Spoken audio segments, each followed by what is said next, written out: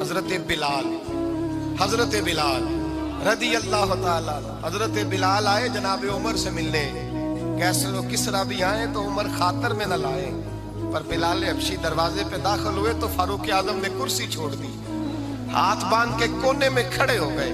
کالا رنگ ہے، نام بھی لکھنا نہیں جانتے، زمانے میں تعارف کوئی نہیں. حضرت عمر نے ہاتھ باندھا ہے.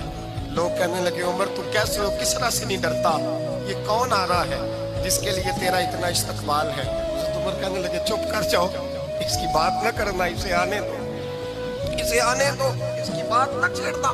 حضرت سیدنا بلال آئے، کہنے لگے امیر المومنین کیا کر رہے ہو؟ فرمایا نہیں چپ کر یار. بازو پکڑا، اپنی کرسی پہ بٹھایا. حضرت بلال کہنے لگے حضور میں غلام ہوں، مجھے تو طریقے بھی نہیں آتے ان کرسیوں پہ بیٹھنے کے، میں تو غریب ماں کا بیٹا، غلام باپ کی اولاد، سلیقہ